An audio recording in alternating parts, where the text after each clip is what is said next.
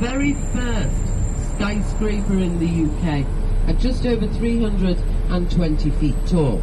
The four big clocks all the way round, the George clocks, are the biggest clock faces in the UK, each a foot and a half wider than those on Big Ben. And they actually started them clocks up and rang the chime out for the first time on Coronation Day for George V. So the George clocks.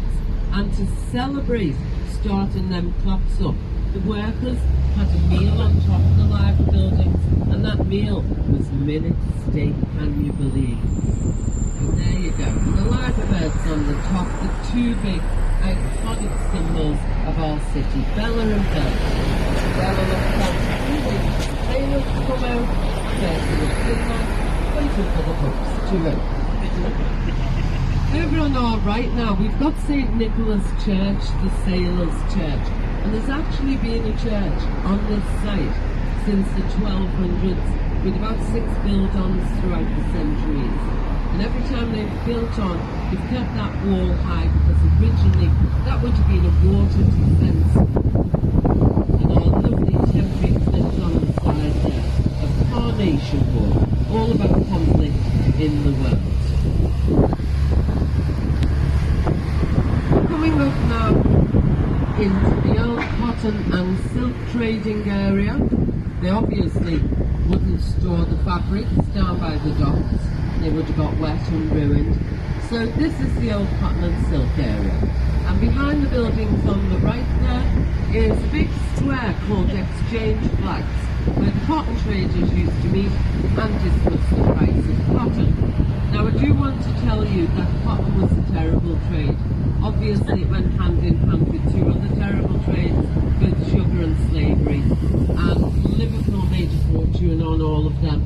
We're not proud of it, but it will always need acknowledgement. That's important to us. On our left, the old Exchange Street Railway Station, with a date of 1850, all refurbed as offices in the 1970s. Now, if you're in Liverpool for more than a day or two, you might fancy getting out to the city centre, especially with the weather the way it is. And you can go to any of our little metro stations, like Moorfields here or Central, and get a 10-minute train to cross the Orthorpe Beach, where you would find the Anthony Gormley statues. At least you find them when the tide goes out, and they disappear when the tide comes in. So that's a nice thing to do for a morning. Don't visit the beach. Out in front of us, this red brick building, the Prudential Assurance, is by Alfred Waterhouse, 1854. And when they first opened that, they had separate entrances for the women and the men, separate libraries and everything. And they let the women out 15 minutes early because they didn't want them to come into contact with the men. So that was 1854 for you. And on our left now, we've got the old Royal Insurance Building, the very first steel frame building in the UK. The first one in Liverpool, where they didn't need pillars to hold that big hall up.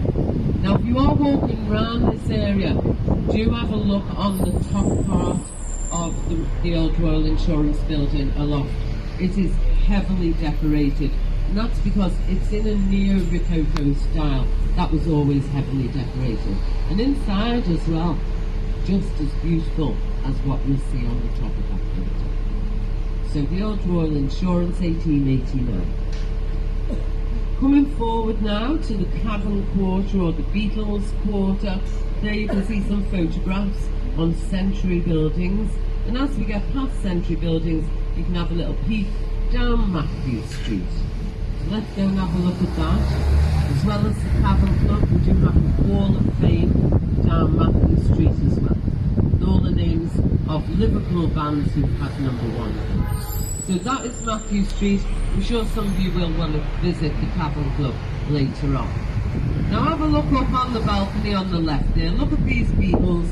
Look at the third one, George Harrison. Looks more like Billy Connolly to me. Not wrong, am I? Not the best Beatles statues in the world, never. Out ahead of us, we've got L1, biggest outdoor shopping mall in the UK. It's got a lovely park on the top as well. and our high street running off behind us now. Is anyone getting off at the shops on the common? No. Now, if we go to King John made us town brought us Liverpool in the year 1207, and Liverpool was his hunting grounds. And King John, having seen our lovely wide river, had a plan to invade Ireland and Wales from here. So he built a small castle right there where Queen Victoria's monument is now as a lookout post, so he could look back out and make sure he wasn't being invaded back. And the castle came down in the late 1600s. We've got Castle Street now, got a beautiful building for you to look at the top of. When we get to Sainsbury's on the left, take your eyes right up to the top now. You won't be disappointed at what you see up there. And Liverpool Town Hall out ahead, second oldest building in the city centre, dating back to 1745. Now, if you are around this area, just put your maps away in your pockets and go for a meander along Castle Street. It was the first built up street in the city centre, with 7 streets running off it. And if you do go along Castle Street, go to exchange flags behind the town hall. The statue there is incredible. And lots of lovely restaurants along there as well. So Victoria Street now, this is one of them first 7 built up streets running off Castle Street. Originally part of the old administrative quarter, and you'll find the streets running down. They're the banks and the shipping offices, but as you get up here, you have the trading offices originally. So lots of grade 2 listed along here. The gate quarter grew up on the left from the 1950s onwards, at a time when it wasn't that safe to go out on the main street, so thank goodness things have changed now. And if you look up on the balcony of the settee there, you can see our LGBT pigeons, helping us to celebrate diversity.